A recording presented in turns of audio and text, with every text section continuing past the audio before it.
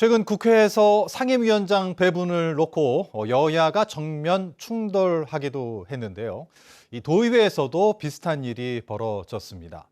상임위원장 자리를 어떻게 나눌지를 놓고 더불어민주당과 국민의힘이 정면 충돌하면서 후반기 도의회가 예정대로 출범할지도 불투명해졌습니다. 조인호 기자입니다. 제주도의회에서 교육위원장을 제외한 상임위원장 자리는 6석. 2년 전 전반기 도의회 출범 당시에는 더불어민주당이 5석, 국민의힘이 1석을 나눠 가졌습니다. 예산결산특별위원장은 민주당과 국민의힘이 1년씩 번갈아서 맡았습니다.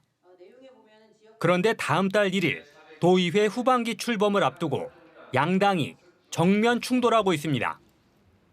더불어민주당은 전반기와 마찬가지로 후반기에도 상임위원장 5석을 갖겠다는 입장입니다.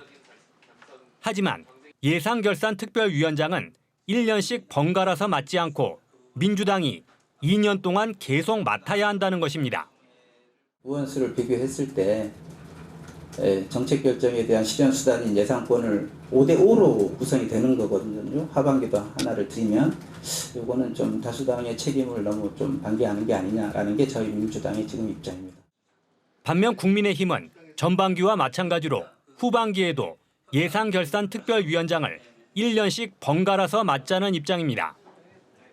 예결위원장을 민주당만 2년 동안 계속 맡을 거면 양당의 의석 비율에 따라 국민의힘 상임위원장을 1석에서 2석으로 늘려야 한다는 것입니다.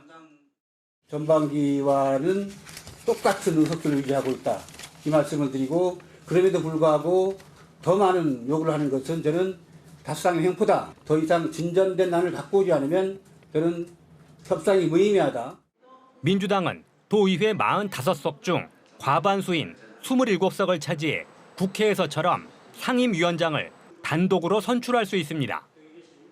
하지만 국민의힘의 반발을 의식한 듯 도민들이 걱정하지 않도록 조정될 것이라는 입장을 내놨습니다.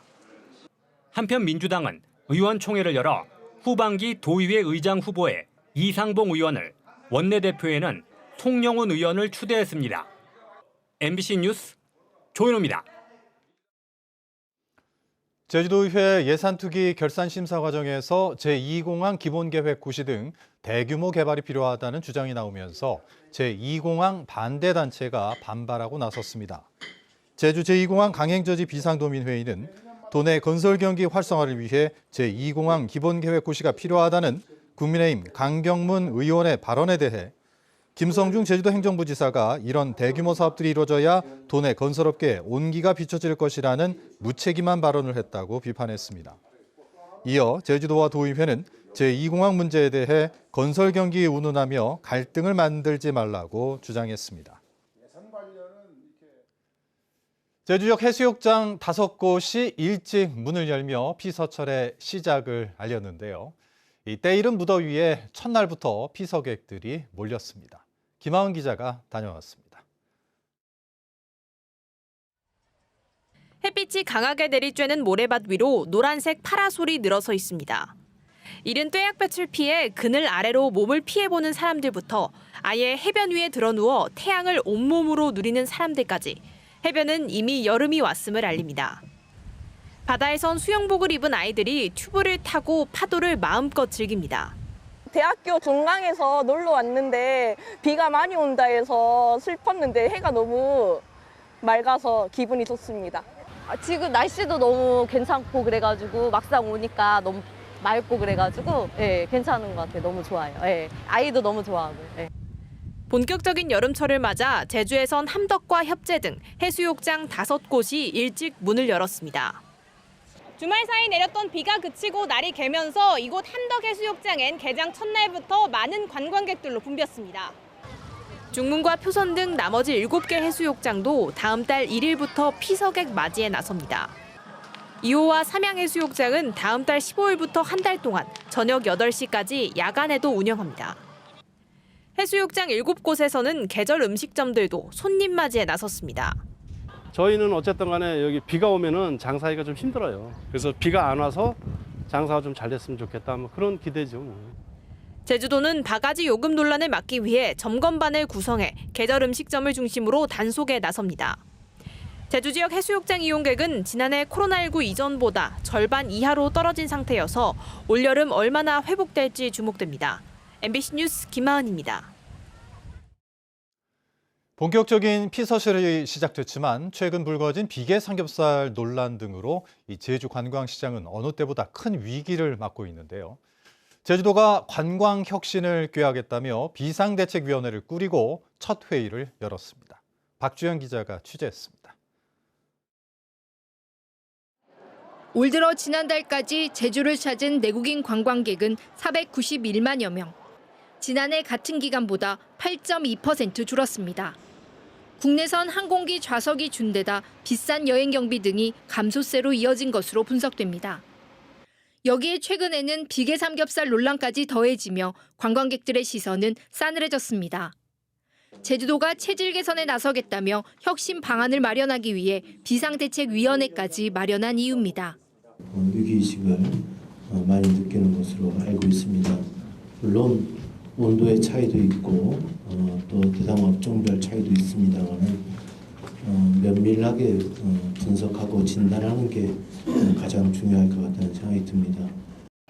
혁신 방안으로는 항공기 결항으로 피해를 입은 승객에게 1인당 최대 3만 원을 지원하는 조례 제정이 제시됐습니다.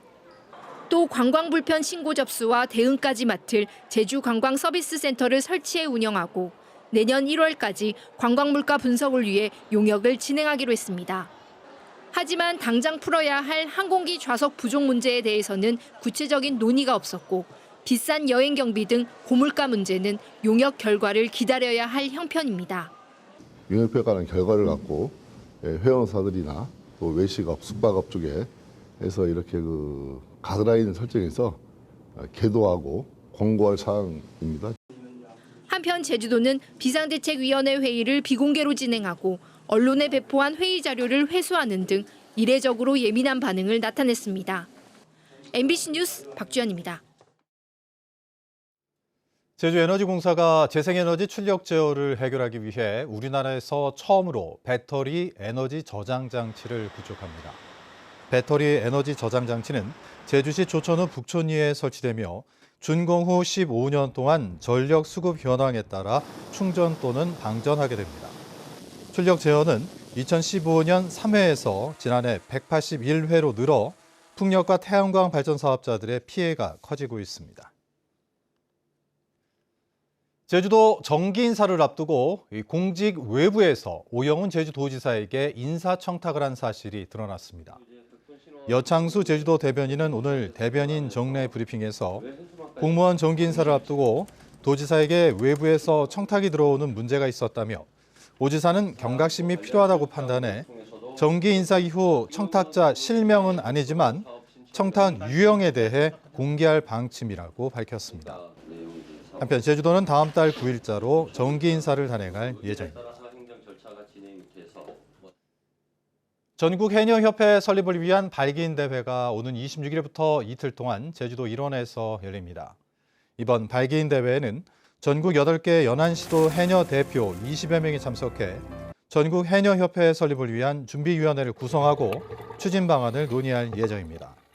전국 해녀협회 창립 총회는 오는 9월 제17회 제주 해녀축제 기간에 개최될 예정인데 전국에 있는 해녀는 10,000명이 조금 넘을 것으로 추산됩니다. 제주 지역 어업인 2천여 명에게 어업인 수당으로 40만 원씩이 지급됐습니다. 제주도는 어촌 경제에 활력을 불어넣기 위해 어업인 수당 1차 대상자로 2,780명을 확정해 40만 원씩 지급했다고 밝혔습니다.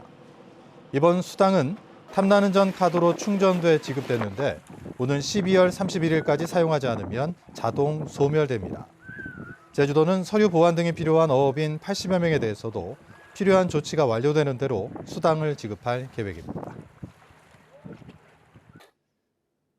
드림타워 화재 당시 자동신고 장치를 차단한 혐의로 시설관리 위탁업체 관계자 등이 경찰에 넘겨졌습니다. 제주도 소방안전본부는 드림타워 시설관리 위탁업체 현장 소장 등 3명을 소방시설법 위반 혐의로 검찰에 넘기고 업체에는 과태료 200만 원을 부과했습니다. 또 드림타워 측에도 소방안전관리자를 화재 예방법 위반 혐의로 검찰에 넘기고 안전관리 업무 미이행으로 100만 원의 과태료를 부과했습니다. 이들은 지난 9일 드림타워 화재 발생 당시 자동화재 속보 설비 등 소방시설을 차단해 신고 시간이 17분 늦어지도록 한 혐의 등을 받고 있습니다. 제주 유나이티드의 골키퍼였던 유현수 선수의 생명을 앗아간 30대 음주운전자에 대해 징역 4년의 형이 확정됐습니다. 법조계에 따르면 위험운전 치상과 준강제추행 혐의로 항소심에서도 징역 4년을 선고받은 30대 조모 씨가 대법원 상고를 포기했습니다. 올해 1월 1심에서 징역 4년을 선고받은 조 씨는 형이 부당하다며 항소했는데 2심 재판부는 기각했습니다. 조 씨는 지난 2022년 10월 서귀포시 표선면의 한 도로에서 혈중 알코올 농도 0.117%의 상태로 차를 몰다 유현수 등 5명이 탄 차량을 들이받아 하반신 마비 등의 상해를 입힌 혐의로 재판에 넘겨졌습니다. 주차장에서 교통사고를 내 보행자를 숨지게 한 운전자가 경찰에 입건됐습니다. 서귀포 경찰서는 지난 21일 저녁 7시쯤 서귀포시 서홍동의 한 주차장에서 SUV 승용차를 운전하며 40대 여성을 치어 숨지게 한 50대 운전자를 교통사고 처리 특례법상 치사 혐의로 입건해 조사하고 있습니다. 이 남성은 경찰 조사에서 운전 중에 피해자를 보지 못했다고 진술한 것으로 전해졌습니다. 뉴스데스크 제주 마칩니다. 시청해주신 여러분 고맙습니다.